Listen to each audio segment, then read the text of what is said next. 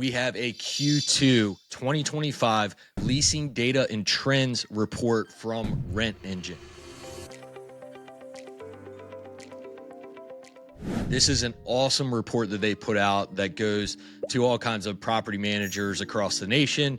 We all study and gawk at the data that they give us on leasing, and then we all talk about it and share our opinions and insight. I think it would be awesome to get this out to Virginia landlords.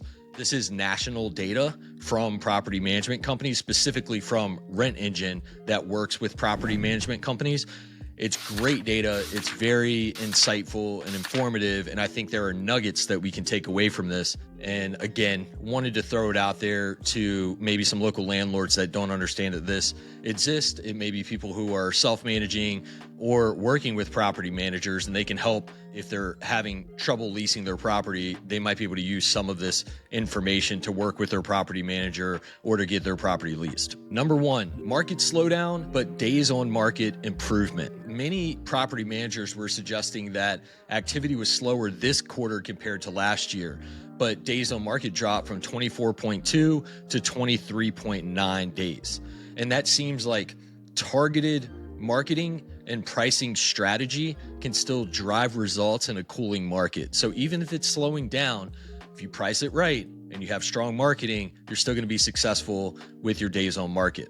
Number two, pricing accuracy is critical. That seems very straightforward, but the data shows that correctly priced homes rented in 14.3 days on average, which is nearly 10 days faster than overpriced homes. Once a property hits the market at a good price, it moves very quickly. Number three is the cost of overpricing. So RentEngine states that starting at 5% above market rent typically means 2 price adjustments will be needed, and that will add 10 days of vacancy. For a home renting around $2,000, that's going to be somewhere around $700 in lost income. Now, I understand that there's some strategy there. If this is a new lease up, you may be trying to get a lease in place for a refi. You might need to hit a certain DSCR ratio or something like that. And you may not mind if it sits on market for an extra month or so if you need to hit a certain rent, and that's fine. But for people who just want to get it on the market at a fair market rent and start cash flowing, price it right, especially in a cooling market. It's not going to be worth letting it sit on the market, being vacant. You're going to lose more money trying to overprice it. Number four, conversion rates reveal more than days on market. Out of all new leads, 42% schedule showing, 19 actually show up, 13% request an application, and 6.1% actually submit the application. And so that's a pretty steep drop off. The idea is there are a few things that could be happening. The marketing and description and photos may not match reality once someone shows up to that property. It may look different. It may feel different. The amenities might not be what they seemed, but you also got to watch out for poor communication, friction in the leasing process. Basically, an overall bad process or poor communication is going to help with that drop off. It's going to affect that drop off negatively. If you want to remove some of that drop off, make sure that you have a smooth leasing process, especially from the time of the showing to when applications are submitted and approved. The communication has to be there. The process has to be there. Make sure the responsiveness is there. If you are seeing a steep drop off, you can do a few things to alleviate that. Number five, 2-bedroom dominance. 2-bedroom units pulled in 50 leads per listing this summer, which is far more than any other size unit. Now, larger homes, 5 or more bedrooms, got leased faster, but there were way fewer leads. So the idea with larger homes is just there's less on the market to rent and less people are looking, but they rent quickly once the people who need them find them. But overall, the 2-bedroom units were the most popular by leads per listing. Number 6, property manager websites are rising. So while Zillow still leads at 57%, the property manager websites jumped from 11% to 18% of all applicant traffic in just one quarter. This shows that marketing your own listings on your website as a property manager is a big deal. You can actually get leads that way, and it's not just all Zillow or the big national platforms. There was one property manager, I can't recall who specifically, but he had mentioned perhaps it is more of an AI search drawing people to the property manager websites versus Zillow. So maybe people are using AI more to find rental properties. But regardless, the idea is having a good website and having a good process on your website, that is getting more popular with renters. Number 7, listing optimization pays. Short above the fold descriptions, just 1 to 2 sentences in your marketing description will drive more leads. 18 to 20 high quality photos is the sweet spot. RentEngine states that adding more than 20 images shows almost no return on lead volume. So get your professional photos, 18 to 20 would be fine. And then your marketing description, somewhere around 1 to 2 sentences.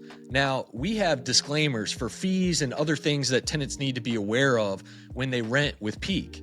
And I would suggest keep your disclaimers, but maybe just a few sentences on that marketing description. In my opinion, that probably allows for the imagination to flow. If you tell them every single thing about the property, it's almost going to be too much information and they might not even be interested in checking it out. But if you can get them on site and you can sell them on your service and your values and the quality of the property, then they may be able to see past 1 or 2 amenities that it didn't have that maybe would have caused them not to show up in the first place. Number 8, self-guided showings take over. Now, California just adopted or embraced the model recently. Self-guided showings now make up 72% of all showings nationwide. Accompanied showings are down to 26.3%.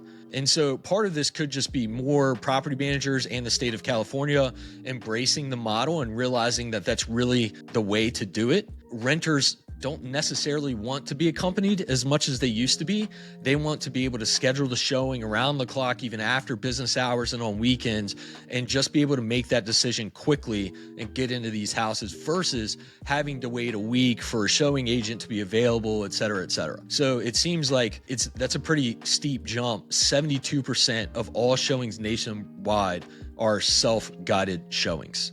Number 9, cross-selling opportunities. Nearly 20% of leads look at multiple properties with the same manager, averaging 2.4 homes. So they're interested in 2.5 to 3 homes that manager has listed. If property managers are just showing 1 unit, this is an opportunity to show them 2 to 3 units effectively to see if you can get them placed in a unit and help with your vacancy or occupancy, etc. So if you are a property manager or a self-manager that has more than 1 unit, you want to see if there's maybe another unit or 2 that they might be interested in, and that will increase your odds of placing a suitable tenant somewhere. Communication, timing matters. RentEngine states that successful applicants send just 1.3 inbound text before showing and 3.4 after. Outbound follow-up averages 3.73 before showing and 7.7 messages after. Post-tour engagement is where deals are won. Now, this is sales 101. You don't call someone for the first time, show them your product, talk to them about what the value is and why they should be attracted to that product, and then just never talk to them again. And so if you are self-managing or a property manager, follow up after those showings. Have a system in place. And this goes back to the application process or the leasing or the showing process that you have. Make it a part of your process to have diligent and consistent follow-up after you do these showings. And that way you'll help with the steep drop-off. You'll have more applicants, more success getting your properties leased. Huge props to RentEngine for putting out these reports and helping us do better in our industry. Awesome value add. Very appreciative for that. Again, leasing data and trends, Q2 2025 RentEngine report. Thank you for the information, and we'll keep you updated in the next quarter. Happy leasing.